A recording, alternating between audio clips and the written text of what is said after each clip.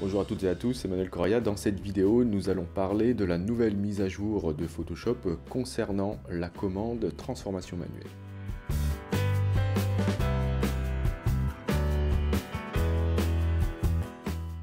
Alors la mise à jour, elle se trouve en fait dans les préférences. Vous allez chercher dans le menu édition préférences si vous êtes sur PC ou Photoshop préférences si vous êtes sur Mac, ou alors vous utilisez le raccourci CTRL plus K sur PC ou commande plus K sur Mac. Et dans le volet général, c'est vraiment au tout début, vous avez ici cette petite nouveauté qui est arrivée avec la mise à jour de juin 2019. Ici, utiliser la transformation manuelle héritée. Donc si vous cochez ça, vous allez vous retrouver avec le comportement de la commande transformation manuelle d'avant la mise à jour de CC 2019, c'est-à-dire telle qu'elle était depuis toujours au final. Alors je vais vous montrer vraiment pourquoi c'est bien qu'ils aient mis cette option-là.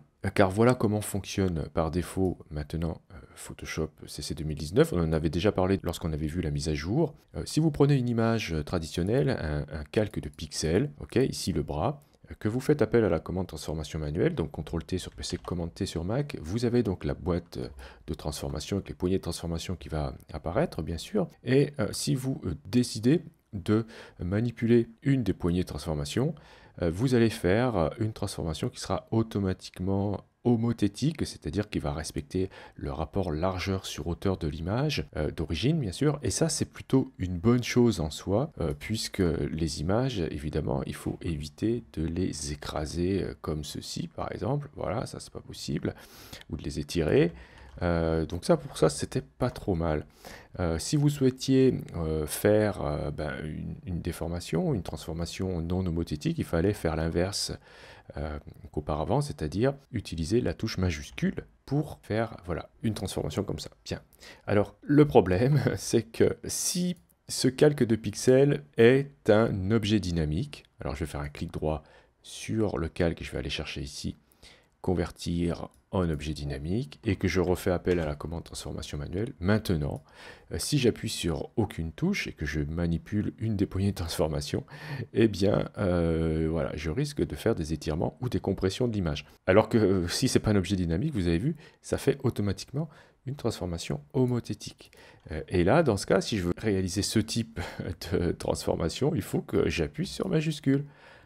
Ok, donc là, franchement, ça, c'était vraiment pas génial, parce que du coup, il y avait confusion avec ces deux façons de faire. Juste, je vais vous montrer ici, vous avez l'oiseau, qui est un objet vectoriel, hein, c'est une forme vectorielle. Si je fais appel à la commande transformation manuelle, eh bien, la transformation ne sera pas homothétique. Il faudra que j'appuie sur majuscule pour que ça fonctionne. Alors bon, il faudrait savoir si ça fonctionne d'une manière homothétique ou pas, quoi.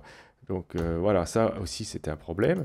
Et le texte, c'est pareil. Si je prends, par exemple, le texte ici, affiche minimale, et que je fais CTRL-T dessus, si je manipule une des poignées de transformation, eh bien le texte se transforme d'une manière homothétique. Donc ça, c'est parfait aussi, c'est très très bien. Ça, c'est très bien, pourquoi? Parce que en faisant ça, je n'abîme pas la police.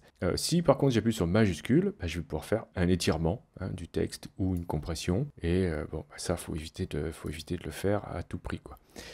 Ok, donc revenons à nos moutons. Avec cette possibilité maintenant de revenir en arrière, c'est-à-dire de retrouver le fonctionnement d'avant de la commande transformation manuelle, si je coche ça, peu importe avec quel type de calque je vais utiliser cette commande, j'aurai par défaut, voilà, vous voyez là je n'utilise pas la touche majuscule et je n'utilise rien du tout, et bien toutes les transformations manuelles, si vous cochez l'option, seront de ce type, c'est-à-dire que automatiquement vous aurez besoin d'appuyer sur la touche majuscule pour faire une transformation homothétique. Donc là, c'est clair, c'est la même chose pour tous les calques. Ok, voilà. Je vous remercie d'avoir suivi cette vidéo. Si vous avez des questions, n'hésitez pas à le faire dans les commentaires. Si vous souhaitez soutenir cette chaîne, vous pouvez cliquer sur j'aime et ou cliquer sur le lien Utip présent dans la description de la vidéo. Si vous n'êtes pas encore abonné, vous pouvez cliquer sur abonnez-vous. N'oubliez pas la petite clochette pour être averti des prochains cours ou des prochains tutos. Et justement, on se dit à la prochaine pour un autre cours ou pour un autre tuto.